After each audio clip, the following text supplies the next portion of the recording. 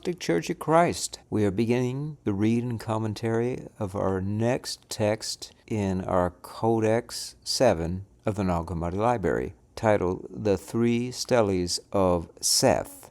A common theme in the Sethian works is a descent or accent theme. The three steles of Seth, along with Zostranos, Ologenes, Marsanus, uses the ascent pattern. Furthermore, these four Sethian texts are grouped together because of their extensive use of terminology from Platonic philosophy. As I've described on this channel before, we would argue Gnosticism itself was the beginning of language used by the Platonics that found the Gnostic truth. Thus, the original work was likely written before Platonis's Against the Gnostics in c.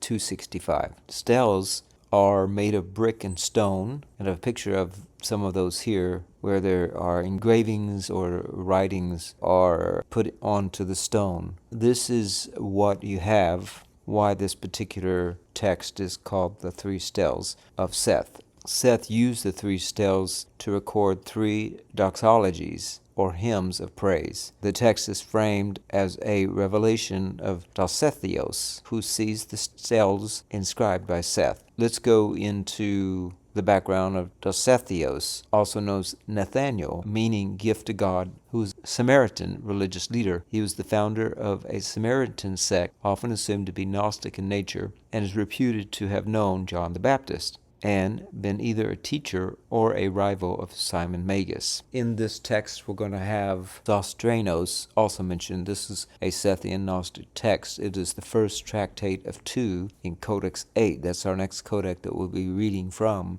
once we finish this text. It takes up about 132 of the 140 pages in the Codex, making Zostranos the longest tractate of the entire library. Of note, I think we want to point out one of the central figures is being talked about in this text, the Three Steles of Seth, supreme feminine divine principle, or first emanation of God in several forms of Gnostic cosmogony, and that is Barbelo, described as the primordial mother and father, and often referred to as the triple androgynous name. She originates from the monad, God's thought or reflection, and is considered the mother of Christ and the Pleroma. Some Gnostic schools were named after her, such as Barbelo. This was a group of Gnostics who saw her as the central figure in their understanding of who God is. You may recall she was first mentioned in the secret book of John. She is the feminine reflection of the first thought, known as the will of the Father, or the forefather, the first forefather, and that needed a receptacle from which it could form or shape that will, and that is what Barbelo represents. Now, she's also known as three parts, but we're going to get to that as we read through this text, and that's where you have the three steles of Seth, representing the three parts of Barbelo and the ascension of those three parts. We've already talked about the origins or who Barbelo is. So now let's go back to this page under Zostranos, and it does a good job of describing further Barbelo. It mentions under the divine hierarchy three-powered invisible spirit. The three-powered invisible spirit is the highest level deity. He has three powers: existence, vitality or life, and blessedness or mentality. And so here, Barbelo Aeon, these three powers of the triple-powered invisible spirit give rise to the Aeon Barbelo, which has three sub-levels or sub-aeons that represent three distinct phases in the unfolding of the Barbelo Aeon. So you have the monad, who had three powers, and they are existence, vitality of life, and blessedness or mentality. And from those three powers rose Barbelo. And Barbelo also has three phases that bring her about during that process of emanation. And they represent Kalyptos, the hidden one, what's known as the silence, the sacred, the mystery. It's the first and highest sub-aeon within the aeon of Barbelo, representing the initial latency of potential existence of the aeon of Barbelo. This is the seed, if you will. Think of it as the flesh orientation of the triple part male. And this is where it is the potential that exists for something to become or to beget itself. And this is the heart or the core of what was the beginning of Barbelo, because she shapes and forms. Remember, she's the womb, the first womb. So it's hidden within her like a first conception, if you will. Number 2 is Protophanes, first appearing one, the second highest subaeon. This can be represented as the soul. It's called a great perfect male mind. And remember, the mind and the soul are often equated to be one and the other in Gnosticism. Whereas in Hermetic principle, they would equate the mind to the spirit. Gnostics would equate the mind to the soul, and represents the initial manifestation of Barbelo Aeon. And remember, this is also the gift that was imparted to Christ when he stood before the Mother Father, when he was getting ready to be made flesh in the realm of the humans. He ascended into the lower realms, known as the Kenoma. They asked him, what gift would you like to take with them? And he asked for mind. So this is the initial manifestation. It's Word made flesh. It's the soul. It's where the message of the Spirit is received. Also, it's from which message of the Spirit is spoken or represented or emanated. And then finally, that brings about an ultimate self-generation. That's number 3, autogens. The self-generated actualization of the Barbelo Aeon is the lowest of the 3 sub-aeons. And by lowest, we're talking about the foundation. In this case, this represents the spiritual self, in the ability of spirit to generate all things, light to generate all things. The substance of all things is indeed light. And that is ultimately what you are here to do, is you are to bring out the hidden one, have it first appear, and then to self-generate the work. And so that is what Barbelo represents. And then as we're reading through these 3 sections written on 3 of the different stone tablets, if you will, then you'll find they each represent the different phases of the 3 powers and the 3 parts of man and the 3 stages of ascension. All right, now with that backdrop, we are now able to begin our reading commentary of the 3 steles of Seth, the revelation of the Sethios after the 3 steles of Seth. And you may recall, this is also known as Nathaniel, father of the living and unshakable race. He remembered what he saw. Now, I'm just going to have to kind of scan back and forth here because the way it's written on this site, it doesn't have it nicely in a rectangle or square. It just has a long line. I'll scroll back and forth. Father of the living and unshakable race, he remembered what he saw, understood and read, and gave it to the chosen, just as it was written there. Often I have joined in glorifying with the powers, and I was considered worthy by the immeasurable majesties. These steles are as follow. And so we could be talking about Dosethios, who's Nathaniel during the time of Christ, or we could be talking about another Dosethios during the time of when Seth was alive. But regardless, remember, Christ is manifested in 3 different times in the Bible. First in the garden, and then in the form of Seth, and then finally in the man known as Jesus. So regardless if it was Dosethios back then or during the time of when Christ manifested through Jesus, the man, it's still it's really not that important. What's most important, of course, is the message. So the first stele of Seth, I praise you, Father Jordameus. Jordameus is the father of Seth. I, your son, Amakcha Seth, whom you produced without generation for the praise of our God. Remember that this is the hidden power. So when we say whom you produced without generation, it is a manifestation that is not obvious, but it was brought about in some kind of hidden way. So we don't really know what that way is. This is where there's discussion about whether Seth was brought about in a different way, just in the same way as Jesus, the man, was considered Christ was brought into this realm, the Kenoma, through Immaculate Conception. So the same goes for this case. I am your son, and you are my mind, O my Father. I have sown and produced, but you have seen the majesties, and I have stood endlessly. I praise you, Father. Praise me, Father. Because of you I am. Because of God you are. Because of you I am with him. You are light, and you see light. Now, when we think about Seth's father, Geradimus, we might consider him an actual physical being, but Seth is speaking about him as though he's a spiritual father. So again, this is hidden knowledge. It's not to be known. It's the world between the physical and the spiritual that brings forth a mystery and a conception. You have revealed light. You are Merotheus. You are my Merotheos. Now, what we know about Merotheus and Merotheos, they are great lights of the Mother. So you see, you have revealed light. I praise you as God. I praise you, your divinity. Great is the good one, self-conceived. And again, here's self-conceived, meaning you're going to bring about your own work that's hidden in you, and nobody else is going to bring that about but you. You have to have your own immaculate conception without anybody's assistance, just as Mary did not have assistance from a physical man to birth Jesus, or the Christ, conceive of the Christ. This came about with her being blessed by the Father, and so too you have a seed within you that must also come forth. Who stood? The God who was first to stand. You came in goodness, you appeared, and you were revealed goodness. I shall speak by your name. You are primary name. You are unborn. You have appeared to reveal the eternal. And again, this is the first phase of Barbelo, the hidden, the part that has not been revealed or appeared yet, and says, you are unborn, you have appeared to reveal the eternal.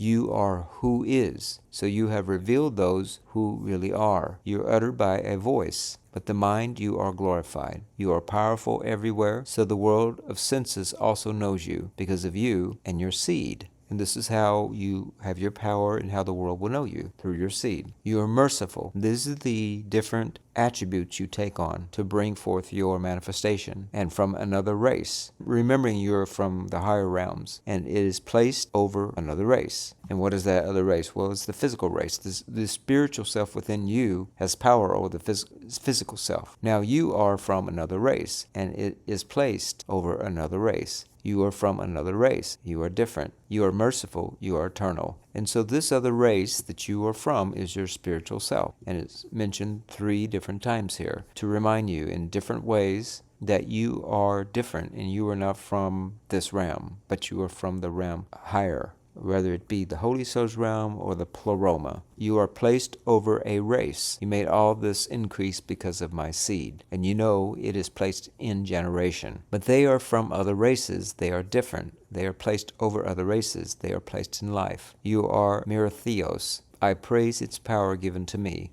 You who made the masculinities that really are 3 times male. Remember, this is talking about Barbelo, who is the womb, the feminine, who is of the spiritual kind, not of the flesh kind. And this is the seed in you that you must manifest. Threefold, meaning the flesh, the soul, and the spirit. All 3 must come together to manifest the accomplishment, the message, the mission that you were brought here to bring forth. The light within, that's the Merotheos. Now, what many will misunderstand within many different religions, whether it be Christianity, be Islamic, be whatever it happens to be, they are many different religions. They often will misunderstand this to be a physical race versus another physical race. If you're paying attention and you know Gnosticism, you understand this is specifically talking about a spiritual race, not talking about a flesh race. Even the Bible calls it a spiritual seed, not a physical seed. Everybody has access to this elevation if they but believe in the Christ, meaning not the Christ, Jesus the man, whether he walked or not, but the way. To believe in Jesus isn't to believe in Jesus the man, but to believe in his message. So, for example, if you went to listen to someone give a lecture in a church, for example, and you walked out, somebody might ask you,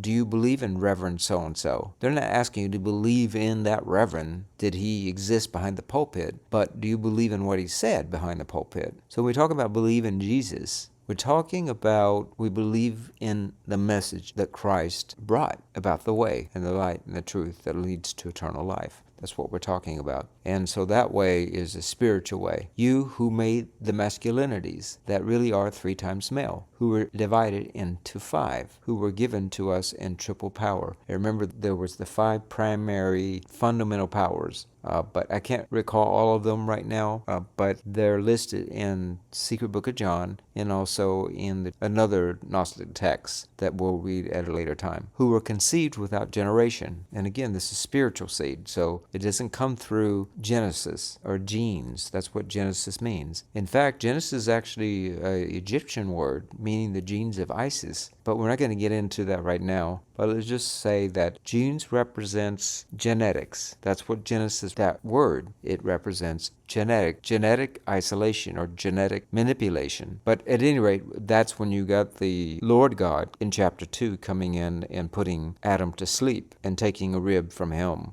You can take that however you want to take it. Some take it to be an actual, and he was put into sleep being anesthesia, and there was some kind of operation performed on him. Others might believe this is a metaphor for going into ignorance, and then that his feminine self he had forgotten as a result of going into ignorance, and therefore the two were separated. You remember Christ talked about let no one put asunder what God put together, the male and the female. I'm not talking about divorce. It's talking about demiurge, Jehovah God, who separated the male and the female. That's what we're talking about here, conceived without generation, without genetics, meaning without intercourse, who came forth from the superior, and for the inferior entered the mist. So it came here, we came from there to here to enter the mist for a purpose. You are a parent through a parent, a word from a command. We praise you, triple male. You have unified all through them all. So once there were two, and that would be the spiritual and the flesh self. When the spiritual entered the flesh, and this Seal of Solomon is pointing to the earth, or to the body, the flesh body, and then the center is the soul. So these two being brought together manifest the soul, or the mind. Because without the spirit, the man would be ignorant. He would just be a flesh body with no real mind. And so this is what was once two when brought together.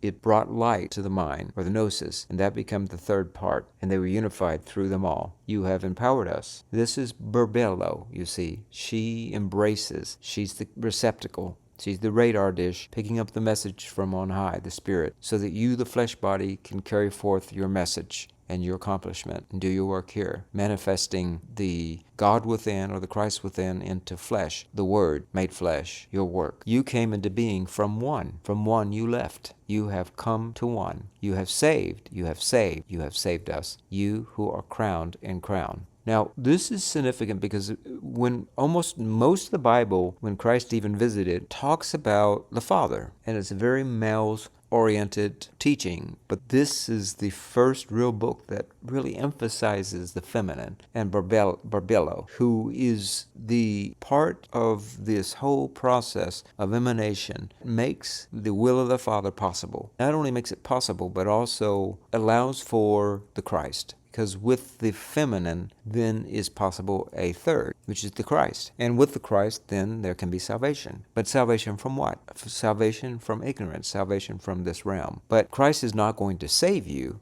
Christ is going to be within you so that you save yourself. You bring forth the Christ. So you bring what's within you, you'll be saved. But if you don't bring what's within you, it'll destroy you. So Barbelo makes all of this possible. The feminine is the receptacle. We praise you eternally. We praise you. We who are saved, who are perfect beings. And again, look at this. We are perfect beings who are perfect because of you, who have become perfect with you. You who are complete, who are perfect through all these, who are everywhere similar. Everywhere similar, not just some places, but it's within everybody. For some people, of course, they're awake, and other people, it lies asleep or dormant within them, and the light does not shine. Triple male, you have stood. You were first to stand. You have been divided everywhere. You have remained one. And this is when, again, the Jehovah God divided the male and the female, and then that brought about the third. But then that third gets divided, so forth and so on. But all of these divisions, because the Spirit resided in everyone, they consistently are one body, in the body of the Christ. Whomever you wished, you have saved. And you wish that all who are worthy to be saved, and who are worthy.